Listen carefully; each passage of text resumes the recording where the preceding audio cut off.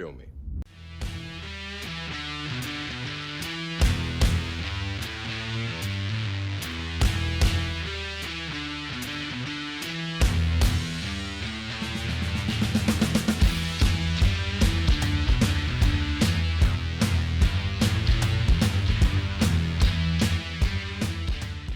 Something beautiful about being a movie fan, and not just a martial arts movie fan, but movies in general, is getting to discover those lesser known and hardly talked about rarities.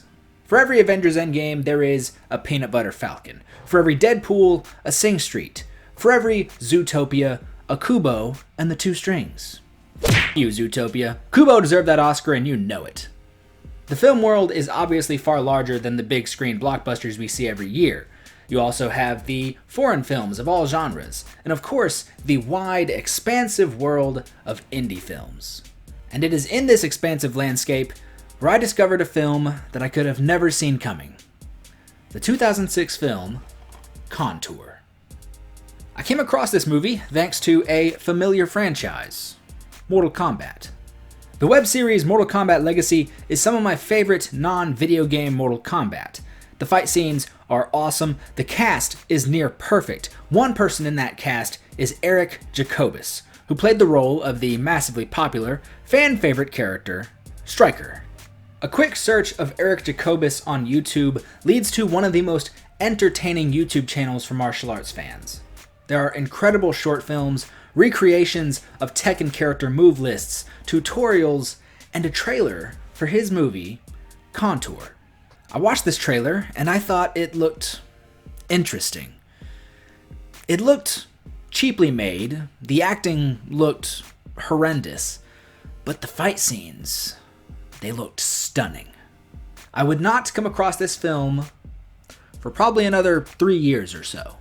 Until one day I'm walking the aisles of a store I worked at called Hastings, a wonderful store that sold movies, video games, comic books, books, music, and just everything in between. It was the place to be. It was incredible. I loved it so much. I miss it. They closed down every single store in the country and now I'm sad. Enough of that. But one day I'm walking the movie aisles and I see a font, a familiar font. And I pick it up. I see Eric Jacobus's Contour. I rush to the counter and I make my purchase. A pre-owned copy of Contour for about $2. But enough of my personal introduction to Contour. Let's talk something about this little-known film. Contour is a 2006 indie film. And when I say indie film, I mean indie. Very small budget. Some examples of some 2006 film budgets. Pirates of the Caribbean 2: Dead Man's Chest. Something around $200 million. The Prestige, around $40 million. Even Jackass number 2, still $11 million. A very popular indie film, Little Miss Sunshine, comes in at about $8 million. Safe to say, even your average indie film has a budget of over $1 million. So I tried to think, what could be one of the lowest budget movies ever made? Of course, I had to turn to Clerks, which was under $1 million. Clerks was shot for about $27,500. But Contour still went under that. Contour was made for $5,000. This really just feels like one of those situations where everybody just pitched in as much money as they could. I think this may have even been before like Indiegogo and whatever all the things we have now. It just feels like they scraped together as much money as they could. And you know what? They made it work. The movie was written, directed, and edited by its star, Eric Jacobus, a gymnast and martial artist and founder of a little group called the Stunt People, a collection of acrobats, martial artists, and parkour athletes.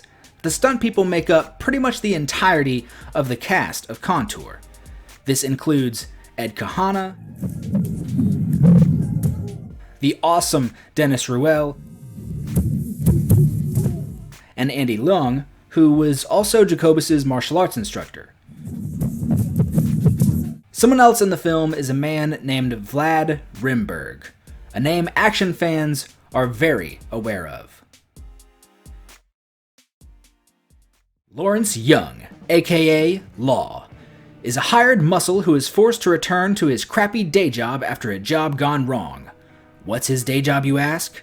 Giving poorly planned tours of the city in his run-down van. His latest customers, a 13-year-old foreign prince named Alfonso and his bodyguard Lei. They're accompanied by a Christian girl on some sort of mission study trip named Renee. Everything is going as smooth as it can until Alfonso's father tells him to retrieve a reputation-damning tape in the hands of a local criminal. After witnessing Law's fighting prowess, Alfonso enlists his help, with the promise of a hefty payday, of course. If that plot sounds ridiculous, then welcome to Contour. This film is known for two things: being absolutely outlandish, completely ridiculous, downright stupid, and having absolutely kick-ass fight scenes. The film has comedy that perfectly fits in the era. There are skits, callbacks, and references that feel like something akin to Family Guy.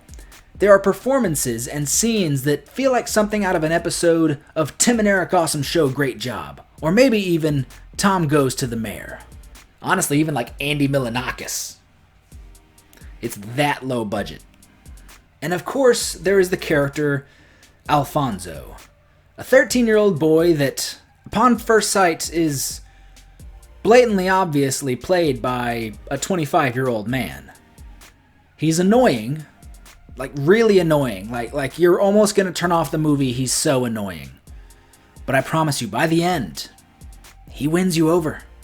One of my favorite jokes in the film is one where, in the middle of a big brawl, someone goes to hide in a closet, but the person already in the closet kicks them away and closes the door. It's silly, and I love it.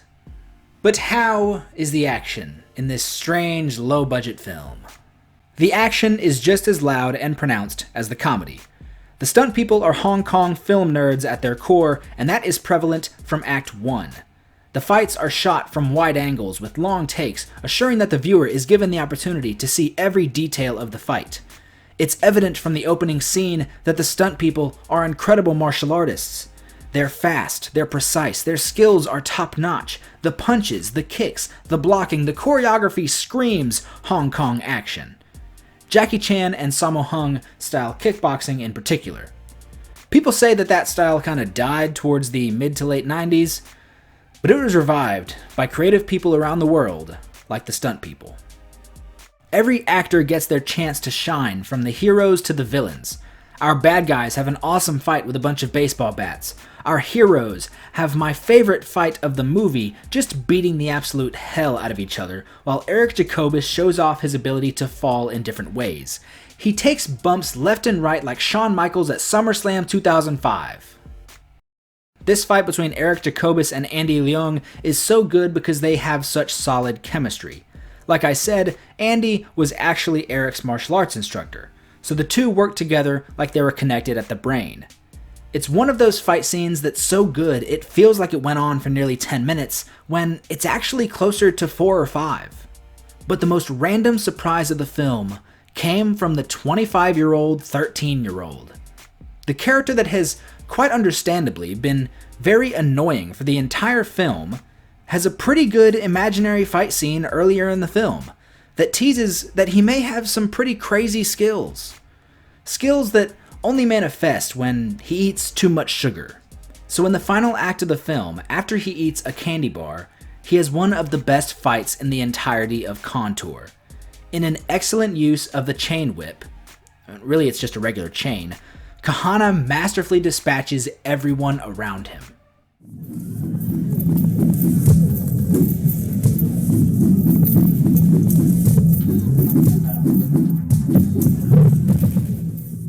Ed Kahana's work with the chain is the most memorable bit of the scene for me, but that doesn't take away from the rest of the scene. The final act of the film is one 40-minute long fight scene in which every character is given an incredible fight scene. Renee gets to show off some impressive kicks. Jacobus and Ruel work like a modern-day Sammo and Yuan Biao with impeccable chemistry.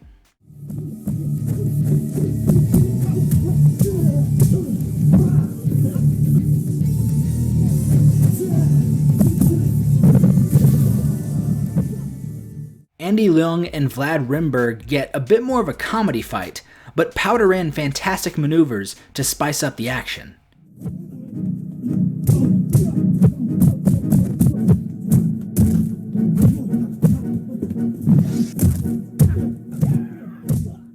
An already action-packed film, Contour closes out with the bombastic final battle to rival any martial arts film to come before or after. Absolutely nuts Hong Kong-style martial arts from a random group of friends in California.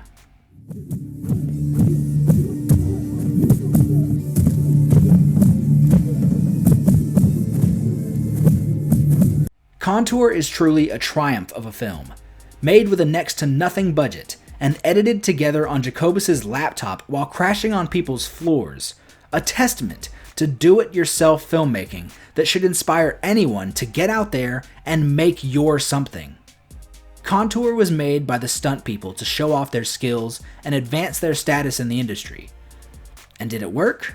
Well, in the years after, Eric Jacobus would work stunts on major films, be the fight coordinator and action director on films like Sorry to Bother You and The Man Who Feels No Pain. And he also does action motion capture for major video games, most famously for Kratos in the most recent God of War. Turns out, someone at Sony saw his videos recreating Tekken move lists and was very impressed. Dennis Ruel has worked as a stuntman and action coordinator on some huge video games, films, and television shows. Ruel has also written, directed, and starred in his own epic martial arts film called Unlucky Stars, which continued the Hong Kong style with so many familiar faces in the martial arts community, which also includes Vlad Rimberg. Rimberg has gotten to work on some of the biggest films and television shows in America and around the world, everything from just doing stunts to being the fight coordinator on projects such as Fate of the Furious and Lucifer. All of these guys have gone on to see massive success in their fields. Is it exactly because of Contour? Of course not. But it served as a brilliant stepping stone on the path to success. It serves as a fantastic example for anyone with enough drive and passion to put the work in and make your project, no matter what it be. And for martial arts fans around the world, it serves as a kick-ass film to watch and enjoy. But what do you think of Contour? I'd like to know how many people actually watching this have seen it. It is definitely a very lesser known film. I don't think I've ever met anybody who's actually seen it. It is a movie I'm actually extremely proud to have in my collection. I'm really happy I found it that fateful day. It just makes me happy. It's one of those weird movies. Everyone's got that movie in their collection that's like, bet you don't have this. I bet most people don't have this. It makes me very happy. If you can't find this movie, if you haven't seen this movie, I highly suggest you go over to Eric Jacobus' YouTube channel to watch a lot of his shorts, get a good idea of sort of the style of him, the stunt people, Dennis Ruel, Vlad Rimberg, those kind of guys.